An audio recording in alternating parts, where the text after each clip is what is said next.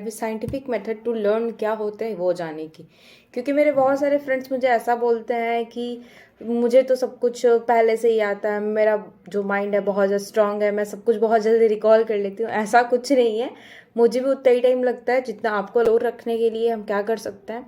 क्योंकि नॉर्मली आप सुनते होंगे जो टॉपर स्टूडेंट्स होते हैं बहुत जल्दी याद कर लेते हैं, उनके माइंड में सब कुछ बहुत जल्दी स्टोर हो जाता है, ऐसा कुछ। लेकिन ऐसा कुछ नहीं होता है।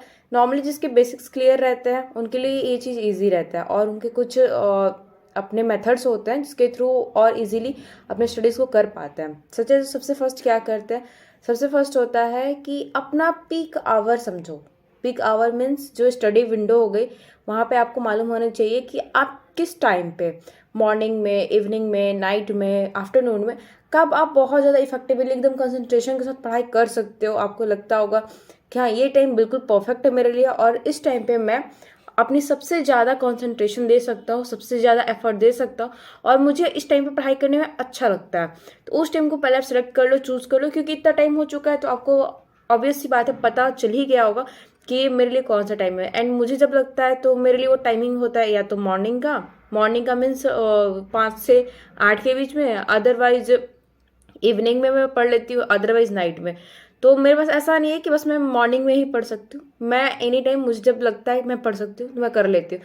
उसके भी बहुत सारे वेज होते हैं कि आप कैसे मतलब इफेक्टिवली याद करोगे, एफर्टलेसली आपको कैसे हो सकता है कि आपके माइंड में सब कुछ स्टोर हो जाए। तो सबका एक वे होता है, तो वो भी मैं अभी डिस्कस करूँगी आगे में। एंड अगर आपको लगता है कि क्लासेस से आने के बाद में, अगर जब कॉलेज आप खत्म करते हो, क्योंकि हमारा कॉलेज तो रहता है सुबह 8 बजे से लेकर शाम के 4 बजे तक, तो ये बहुत ज़्यादा लॉन्ग आवर हो जाता है। एंड इसके बीच में अगर आपको लगता है कि you are feeling very tired, तो फिर आप एक नैप ले सकते हो, 40 मिनट्स या 30 मिनट्स का नैप, जिससे कि क्या होगा कि पावर नैप के कारण आप बहुत ज़्यादा रिलैक्स और फ्रेश फील करोगे, तब स्टडी कर सकते हो। ये भी पॉसिबल है। ये भी क्वेरी थी कि दी मैम ने, ऐसा बहुत बार होता है कि जब हम स्टडी करने बैठते हैं तो ओवर थिंकिंग होने लगती है, एकदम माइंड में बहुत सारी हौच पौच मच जाती है, समझ में नहीं आता है क्या करना है क्या नहीं करना। माइंड में आता है कि हाँ इसने ये बोला था, उसने वो बोला था, मुझे ये करना है, पेरेंट्स ने ये कहा था। फिर याद आता है कि हाँ कुछ फ़ोटोज़ मंगानी है, वीडियो सेंड करनी है, या फिर कुछ नोट्स मंगवाने हैं। तो यार उन सभी चीज़ों को उस टाइम पे आप क्या कर सकते हो, एक छोटी सी अपनी डायरी रखो, नोटबुक रखो, जिससे कि आप इजीली उस पर नोट डाउन करते रहोगे कि हाँ मुझे ये करना है, ये करना है, ये करना है, नंबरिंग देके, टू डू लिस्ट टाइप का। बट उस टाइम पे ये चीज़ें नहीं करनी है। ऐसा भी माइंड में आ सकता है कि हाँ जैसे गर्ल्स है तो उनके माइंड में आता है यार मुझे ये खरीदना था, मुझे ये करना है, मुझे इस टाइम पे डाइटिंग करनी है, इस टाइम पे जिम जाने का मन है, मुझे ये खरीदना था, मुझे ये वाली ड्रेस लेनी है, मुझे यहाँ चेक करना है, मुझे अपने दोस्त से मिलने जाना है। तो ये सारी चीज़ें जो है आप नोट डाउन करके रखो। एंड जब आपको लगता है कि आपकी स्टडीज़ कंप्लीट हो चुकी है, आपने अपना टाइम दे दिया स्टडीज़ को, उसके बाद उस टू डू लिस्ट को खोलो। उसके बाद 1 बाय 1 आपको जो जो करना आप एक साथ ही कर लो। क्योंकि जो डिसअट्रैक्शन होता है उससे बचने का एक यही वे मैं यूज़ करती हूँ पर्सनली, इसलिए मैं ये सजेस्ट कर रही हूँ। देन एक चीज़ और थी कि अगर इसके बाद भी राइट डाउन करने के बाद भी माइंड स्टेबल नहीं होता तो आप मेडिटेशन कर सकते हो। मेडिटेशन ये ऐसा नहीं कि मैं बस बता रही हूँ, ये मैं खुद करती हूँ स्कूल टाइम से ही, मीन जब मैं 6th-7th में थी तब से ही। तो उस टाइम से हमारे टीचर्स हमें मेडिटेशन कराया करते थे, तो मुझे वही एक हैबिट हो गई है। मीन्स हमारे तो वहाँ ब्लैक बोर्ड होता था, तो उस पर चौक से ही एक राउंड डॉट कर देते थे, एंड उस पर हम 1 मिनट 2 मिनट जितना हो सके उसके ऊपर बिल्कुल कंसंट्रेशन के साथ देखते थे। एंड वहाँ पे आप एक सिंपल सा ऐसे बड़ा सा डॉट बना सकते हो। मैं बता देती हूँ कैसे। ये डॉट मतलब स्टेप से करके इसको अच्छे से फिल कर लेना है, एकदम ब्लैक डॉट हो जाएगा, जिसको आप कॉन्स्टेंटली देखोगे विदाउट अपने आंखों को इधर उधर नहीं करना है। आपको सिंपली बस उस डॉट के ऊपर देखना है, एंड उस डॉट पे ऊपर आप देखते रहोगे 1 मिनट तक कम से कम। तो उससे क्या होगा कि वो मेडिटेशन करने के बाद में आपको ऐसी फीलिंग आएगी कि हाँ मेरा माइंड कांस्टेंट है। आपको किसी भी तरह के जो थॉट्स आ रहे थे, ओवर थिंकिंग जो कर रहे थे आप, वो नहीं करोगे और उससे आप बच जाओगे।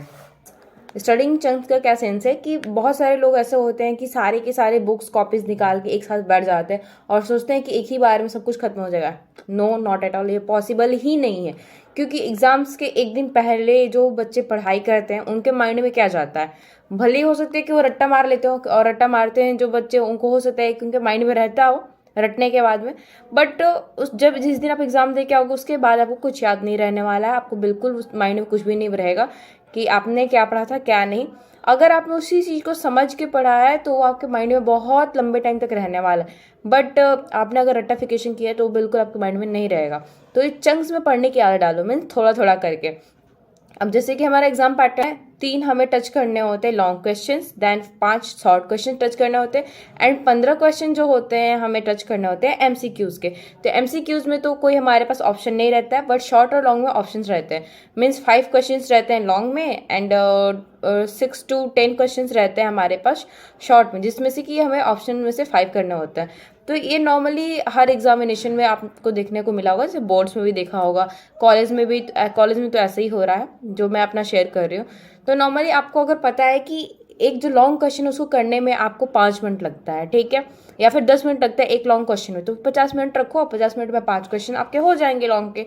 देन उसके बाद जो है अपना शॉर्ट क्वेश्चन है, तो शॉर्ट क्वेश्चन में अगर आपको 2 से 3 मिनट लगता है एक शॉर्ट क्वेश्चन को करने में, तो वैसे ही करके आप चंक्स में डिवाइड कर लो।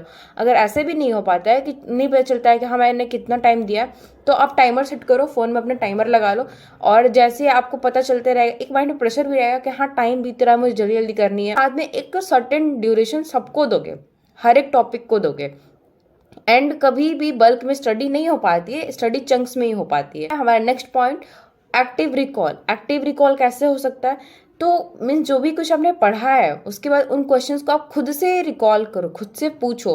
मीन्स आपने जो भी पढ़ाई किया है, ठीक है, मीन्स मैंने एग्रीकल्चर में कुछ पढ़ाई किया है, तो मैंने हॉर्टिकल्चर का कुछ पढ़ा, तो हॉर्टिकल्चर में मैंने horticulture, what is horticulture, who is father of horticulture, या फिर मैंने पढ़ा कि how many types of horticulture, horticulture में किस टाइप के फ्रूट्स या फिर वेजिटेबल्स को हम ग्रो करते हैं, फ्रूट की स्टडी को क्या कहते हैं, वेजिटेबल की स्टडी को क्या कहते हैं। तो ऐसे करके तो इन सारे क्वेश्चंस को आप बनाओ एंड उसके बाद अपने आप से पूछो। अगर अपने आप से आप पूछते हो एंड आपके माइंड में उसका आंसर आ जाता है, इसका मतलब आपने सही से स्टडी की है।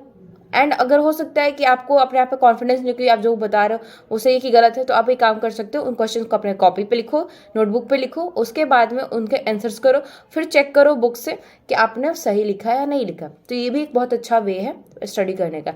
एंड लास्ट मोमेंट पे स्टडी जो बच्चे कर रहे हो वो छोड़ देने में ही उनका बेनिफिट है, अदरवाइज वो नहीं छोड़ते तो फिर लास्ट टाइम में, फिर उनको लास्ट में जब उनके कोर्स कंप्लीट हो जाती है तो उनको कुछ नहीं मिलने वाला है।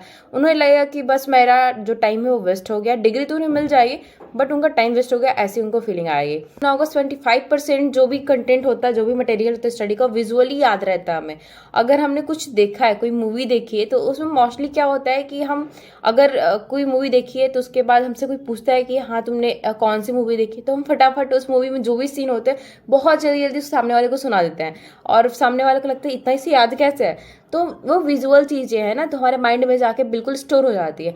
लेकिन अगर वही कोई हमारा टीचर ने लेक्चर ली होती, बस वो ऐसे ही मतलब बोलते जाते तो आपके माइंड में नहीं आती। अगर आप पिक्टोरियल फॉर्म में, अगर हमने पीपीटी के थ्रू या फिर किसी प्रेजेंटेशन के थ्रू उस टॉपिक के बारे में पढ़ा है, तो हमारे माइंड में स्टोर हो जाएगा और बहुत जल्दी स्टोर हो जाएगा। देन सेकंड है स्पीकिंग। 5% डेटा जो है स्पीकिंग के थ्रू स्टोर हो जाती है। अगर आप बोल बोल के पढ़ते हो तो 85% डेटा आपके माइंड में स्टोर रहेगी विजुअली इन स्पीकिंग करके। देन थर्ड वन है कि 95% जो डेटा है लिखने से या फिर पढ़ाने से हमारे माइंड में स्टोर होता है। एंड मेरा जो वे है, अगर मैं पढ़ाई करती हूँ तो मैं लिखती बहुत कम हूँ, मैं ज़्यादातर ट्राई करती हूँ कि सामने कोई हो और मैं उसे पढ़ा के समझाऊँ। अगर जो भी मेरे बैचमेट्स होते हैं, मैं उन्हें जो टॉपिक मैंने पढ़ा है मैं उन्हें सामने को समझाती हूँ। उससे क्या होता है कि मुझे तो रिकॉल रहता है, ये साथ में सामने वाले की भी बेनिफिट हो गए और मुझे वो दोबारा मेरे माइंड में जाके सबकॉन्शियस माइंड में स्टोर हो जाती है। तो मेरा यही टेक्निक है कि मैं टीचिंग करके पढ़ाती हूँ।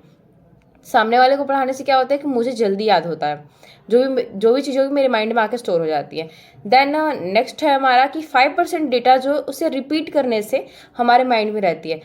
जो 5% डेटा है, अगर उसे हम बार बार रिपीट करते हैं, फ्लो चार्ट के हेल्प से आपने जो कुछ भी पढ़ा है उसे एक पेज के अंदर ही सारा कुछ आप एक पेज के अंदर ही राइट डाउन कर लो पूरा अच्छे से। इसको डायग्राम्स के हेल्प से, कुछ सिंबल्स के हेल्प से उसे रेडी कर लो। फ्लो चार्ट के हेल्प से भी आप स्टडी कर सकते हो।